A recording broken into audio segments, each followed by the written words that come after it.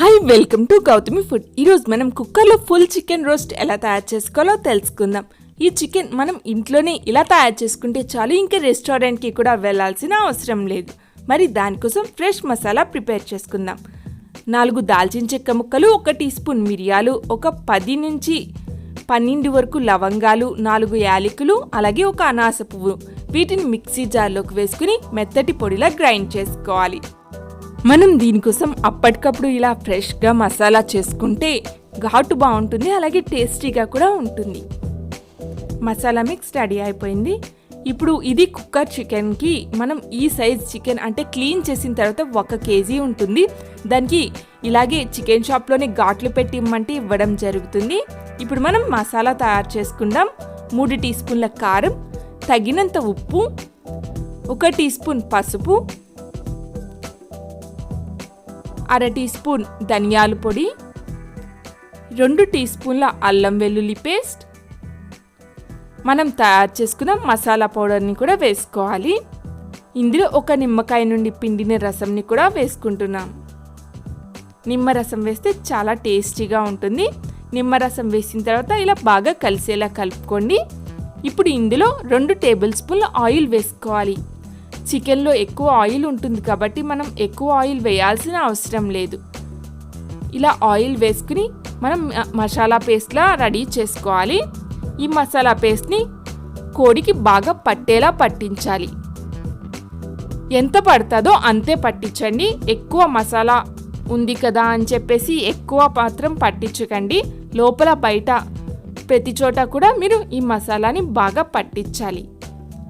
మసాలా ఏమైనా మిగిలితే అది మీరు వేరే దానికి యూజ్ చేసుకోవచ్చు. సో మసాలా పట్టించిన తర్వాత ఈ కాళ్ళకి అలాగే రెక్కలకి కూడా దారంతో కట్టాలి.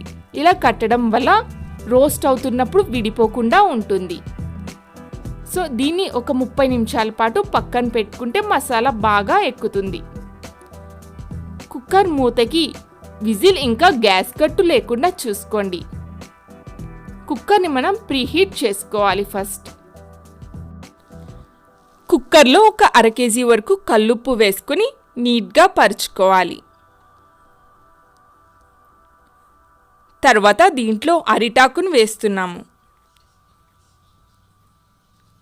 ఒక అరిటాకు వేసేసి ఇలా ఒక ముక్క చేసుకుని వేసుకుంటే సరిపోతుంది.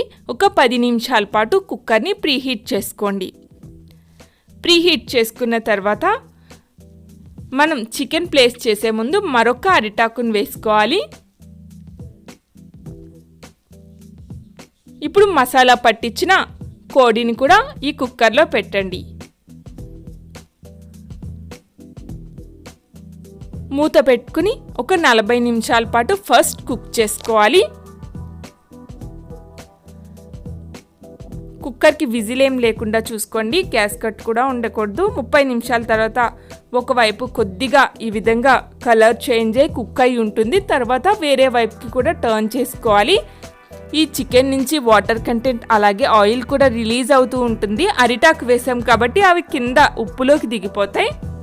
వేరే వైపుకి కూడా ఒక 30 నిమిషాల పాటు కుక్కర్ మూత పెట్టుకుని కుక్ చేసుకోవాలి.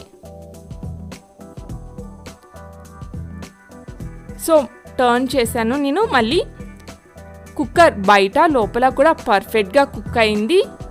టేస్ట్ కూడా చాలా బాగుంది. బయట బాగా రోస్ట్ అయింది, లోపల కూడా జ్యూసీగా బాగా కుక్ అయింది.